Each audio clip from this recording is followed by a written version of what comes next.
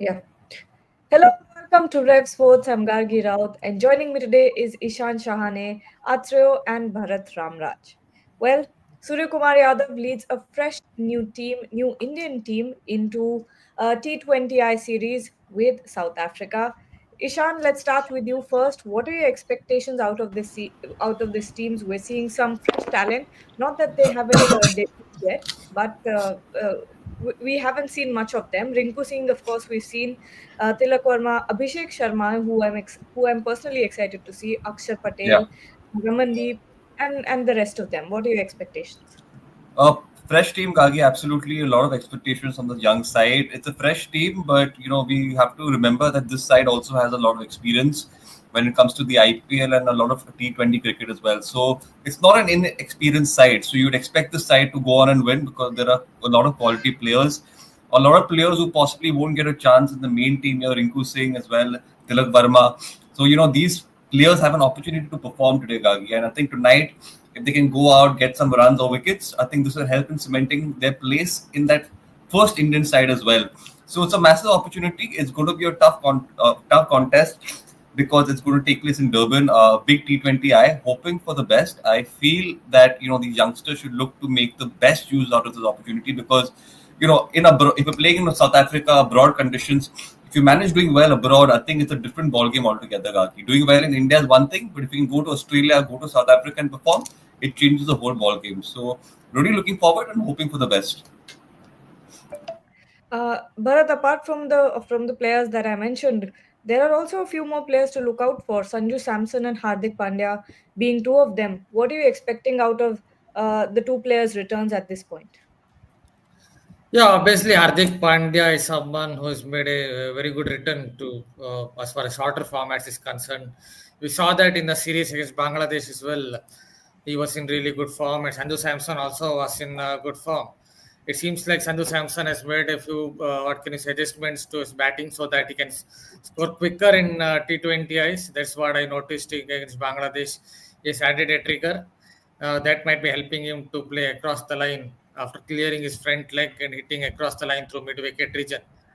Yeah, but one more player, obviously, I am looking forward to, in my opinion, is someone like Varun Chakravarti. Obviously, the conditions might not help him. I don't know that they're saying today there could be a little more help for the seam bowlers, but he's someone I think is a very good defensive T20 spinner. Someone that I think India missed out over a few years. Someone who gets a little more bounce because he's very tall and tall high arm action. So he's another bowler I'm looking forward to. He bowled well against Bangladesh, and yeah, I know his fielding is not great, his batting is not great, but I think his bowling when he's at his best covers up for those issues with his fielding and batting. Yeah. Over to you now, Shomik. We're going to see Suryakumar Yadav captain, of course. And okay, we have the toss update. South Africa have opted to bowl first. Suryakumar Yadav has said that he was looking to bat. So it's a good toss to lose. But your expectations of the team today? You're on mute. See, Gagi, on the face of it, this T20I series has a clear subplot. This is being held ahead of the IPL auction, mega auction. And there will be so many players who would like to raise their stock. I mean, that would be on the back of their mind, right? I mean, on I mean, in isolation, this series offers very little consequence. I mean, if India lose, whoever wins or lose the series. I mean, the next T20 World Cup is in 2026. It is still a couple of years away. So this is basically for a lot of players, even South African players also. This is about they will play the series with an eye to the IPL auction. And you spoke to I mean, about Surya Kumar Yadav. Surya, I mean, Surya has proved his mettle irrespective of conditions. It is windy and blustery in Durban, but eventually it is a T20 game and he will play his own way, his natural way. Let's see. I mean, toss could be a factor here. And South Africa. start with an advantage, but once again I'll come back to that this series is basically it gives a lot of players an opportunity to raise their stock before the IPL auction. Atro, that will be a talking point, and it's something Suryakumar Yadav has also spoken about while the toss was happening. That it's a human tendency for everyone to discuss about the IPL auction, and when it comes to this particular series, there's a lot at stake in relation to IPL. Yeah, he's been very honest, I must say, because we see people saying that okay, IPL auction is happening after a few days. We are looking ahead to the South Africa match now. So he didn't at least say that. He admitted that the IPL auction will play on their mind, and as it should. And it's also a very important series for India looking ahead to the 2026 T20 World Cup, because I think possibly from this series, India's search for the perfect combination, looking ahead to 2 years from now, will begin. And it's a new team. What do we see at the moment? When we talk about Indian cricket at the moment, all eyes are on Australia. Even the India A matches are getting more attention than the T20 series. But at the same time, from the T20 perspective, it's a very important series because it's a new team, and it can be expected that the nucleus of the Indian team for 2026 will be found from these people, this set of players, with one or two inclusions and exclusions. So it's a very important series in that sense, and I think yes, IPL will play on every mind over there. Apart from that, I think we'll see some serious committed cricket as well. Yes, then let's go to Ishan and Bharat on the squad. Abhishek Sharma and Sanju Samson, Suryakumar Yadav, Tilak Verma, Hardik Pandya, Rinku Singh, Aksar Patel, Arshdeep Singh, Ravi Bishnoi, Avesh Khan, and Varun Chakravarti. So let's start with the opening pair, Abhishek Sharma and Sanju Samson. Ishan, Bharat, how are you feeling about that? Are you excited to see Abhishek? Absolutely, Gagi. I think he's someone who started off his T20 career on a strong note. Unfortunately, maybe he probably, after strong performances, he had a little dip somewhere. So I think another opportunity for him to go out here and perform. And the same with Sanju Samson, Gagi. I think a lot of expectations on him. He got that 100 as well recently. So I think he'll be under the motivation to continue on and do well. It'll have to be seen if these two can continuously do well for their side. Sanju Samson as well has shown at moments that he can perform, and then he might not be as consistent. So I think for Sanju Samson, he has to show that he can always get runs for the blue jersey, which is very important. And Abhishek Sharma, as we all know, he's going to stick to his standard routine of taking it on to the bowlers. So we can expect some hard hitting, and I think a lot of fireworks early on as well, Gagi. Bharat, when we talk about Sanju Samson, Red Ball recent performance wasn't as what we were expecting. Once again, Sanju Samson the opportunity slipped out of his hands. But when it comes to international cricket, or let's say T20 eyes, do you think these are the last few chances that Sanju Samson can grab onto? Yeah, but he did well against Bangladesh, from what I remember. So, yeah, at least he's in form when it comes to T20 ice. And as I noted, he has made a few tweaks to his game. Maybe he wants to look at T20 cricket as his main forte.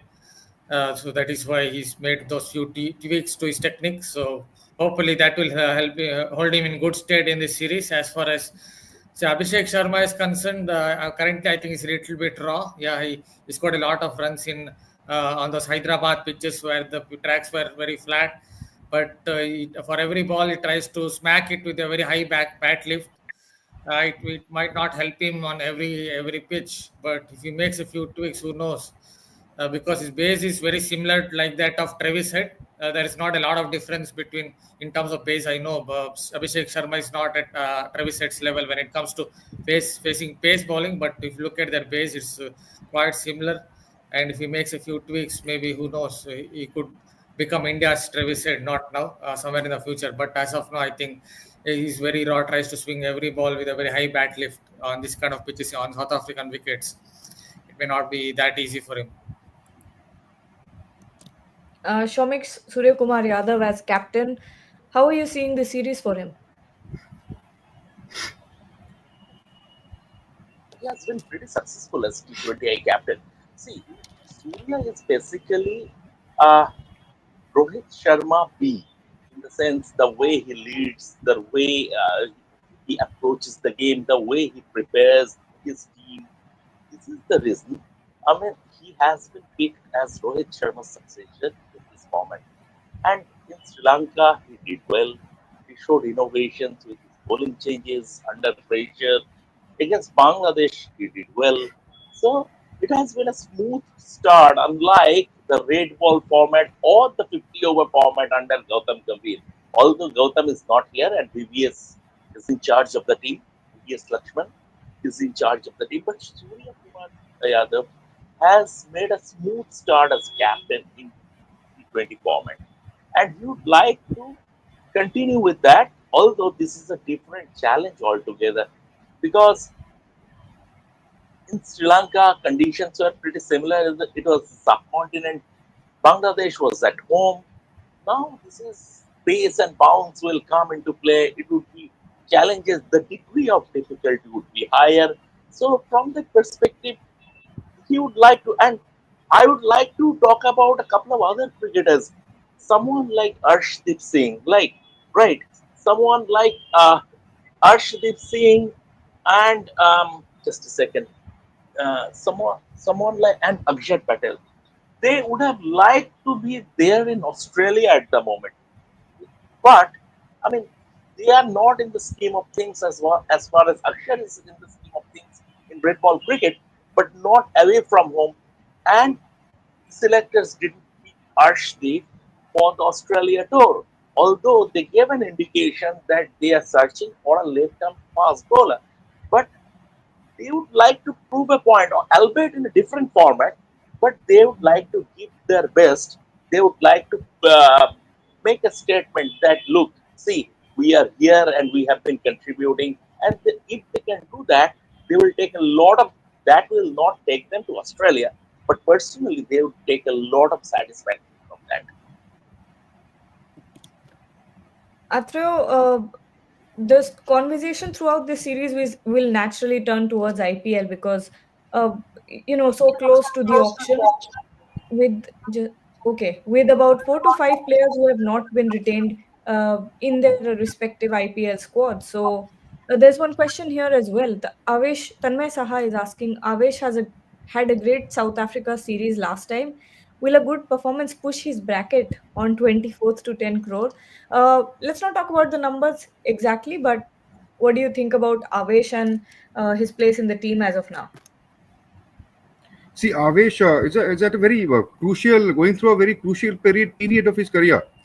He came through as a youngster who did well for the India under 19 side. Then he played for his state, and he came into national reckoning quite early in his career. I mean, not Indian team immediately, but he was noticed. I mean, he played in the IPL. He got selected for India A, and people were keeping an eye on him. And it's good for him that he is still in the scheme of things because I mean, when India plays with Hardik Pandya and three specialist spinners, there is room for only two specialist fast bowlers in this T20 11. So he is one of them at the moment, which is good for him. But he would also know that there is a lot of competition. So it's a big outing for him, and we have seen that he can be a factor even at the international level. It's not that he has not done well in whatever chances he has got so far. So it's going to be a big series for him because South Africa is a very strong side. I mean, not only because they are playing at home. I mean, I sense a new breeze in the sail of the South Africans. It started with the entry to the final of the T20 World Cup. Then they won in Sri Lanka, although in a completely different format. But things are looking better for South Africa than they did about 2 years ago. So it's a very tough challenge, not just for Avesh Khan but for everybody. And but it's a good challenge. I mean, as it'll not only IPL, not only IPL. Of course, IPL players will gain personally, individually, but India stands to gain. I mean, if these players start establishing themselves in the Indian team or come into reckoning in a big way because of their performance in series like this. So I am looking forward to an exciting series. Yeah. Okay. And Ishan, when we talk about, let's say, Jitesh Sharma, sorry. again, he's been there's an echo. Yeah. So if we talk about Jitesh Sharma, released by his franchise, did not have a very good, I think, international series as well. If we look at the recent past and IPL, of course, we've again not seen anything spectacular from him. He's 32, 33 years old, and how is his footing in international cricket or in the Indian squad right now? What do you think? I think Gagi, you're right. He started off well, then he's been fairly inconsistent himself as well. So I think for Jitesh Sharma, it's important with whatever opportunities you make, you look to make the best use out of it. There's already a competition going around the wicket keepers. Obviously, Rishabh Pant will lead that attack, but then you've got Sanju Samson, you've got Ishan Kishan, you've got Dhruv Jurel, and now with you obviously Jitesh Sharma as well. So there's obviously a lot of competition, and I'm pretty sure I might be missing a name or two here as well. So I think there's a lot of competition already. So for Jitesh Sharma, he has to make use of every opportunity that he gets. It's important that he does so, and he's someone who can perform, Gagi. For those innings that he's played for Punjab Kings as well, he's looked the part. Unfortunately, when he's come to the Indian side, maybe he's not gone on and given his best foot forward. He's not gone on and he's not gone on and gotten all those runs which he could have gotten from his bat. So there will be that pressure on him, but I think he is someone who would like to perform. He can play that role of giving those finishing knocks for your side. He's a hard hit of the ball, so a perfect T20 candidate. It's up to him to go out and get those runs for himself. Well, just add a point to it. I'll just add a point to it. The news going around about Jitesh Sharma is he can't play pace. Once those words go around in the cricketing circles, especially in modern times, it becomes very hard to make a comeback because it's not like in the past where there is no data, no analysis. So teams have to perhaps play against a particular player, then understand what is his weakness. In a few games, in few IPL games itself, the grapevine, the news going around among analysts is that even if you look at analysis, even if you look at how he has played against certain pace bowlers, that he can't play pace. So once it happens, it's very tough to make a comeback. Yeah, hopefully somewhere down the line he will score some runs against a certain type of pace bowling and show that he can at least play fast bowling. Absolutely. Shomik, another name that stands out to me here is Vijay Kumar Vyashak, and it's going to be an important series for him as well when it comes to IPL, of course, but international cricket and cementing his spot in the Indian team, which he is far from it right now. But what do you think? What are your thoughts? See, for a guy like him, it's more about getting a feel of the Indian dressing room. We don't know how much game time he will have in the series. He has done well in domestic cricket. He has done well in the IPL, and by dint of that, he has been brought into the Indian team fold, Indian T20I team fold. So it's his first international series, and it's about getting a feel of the dressing room, getting a feel of international cricket. That would be a massive experience gained, and eventually, if he gets a game or two, maybe at least one game, that will contribute to his experience, which he can take, uh, which he can, which he can take as a part of his development. That would be a real positive. And after final few questions, I've saved the best for last. Arshdeep Singh, mysteriously released by Punjab Kings, but someone who's uh, incredibly apt and talented as well. What do you think? In the death overs in T20Is, he's been a real find. Arshdeep has got in the last few years, it's very, very clear to me that he is India's second most important fast bowler in T20s after Jasprit Bumrah at the moment. So India has invested heavily in him. He has been backed all through, and the Indian team has given him crunch games like the World Cup final. He came into bowled a very, very crucial 19th over. So India has pushed him to the deep end of the pool, and he has done well. So it's another chance for him to show that he is consistent. I mean, it's not a matter of doing well over a period of 6 months or 8 months. to survive in international cricket, to make a bigger mark in international cricket, one has to be consistent and deliver in all conditions. So that way, it's a big opportunity for someone like Arshdeep to get this chance to showcase his talent in conditions that he is not exactly well versed with. So it's a big thing for him, and I'm looking forward to some good performance from him, because he is no more he is not an experiment. You can say that Avesh Khan is an experiment. You can say that maybe someone like Vaishak is an experiment. But we can't say the same thing with Arshdeep. He is an established bowler in T20s, so he is going to be India's number one bowler actually in this series. I mean, I'm saying this taking into account both pace and spin. So it's a big opportunity for him to shoulder that responsibility, because before this, whenever he played, he was not the main bowler of the team. I mean, there was already either spinner or fast bowler. There was somebody above him in stature, in experience, in terms of responsibilities and everything. This is the first time he has got this chance, which is good for him, that it has come to him at such an important juncture of his career. Well, IPL contracts and all that, all those are coming up in the near future.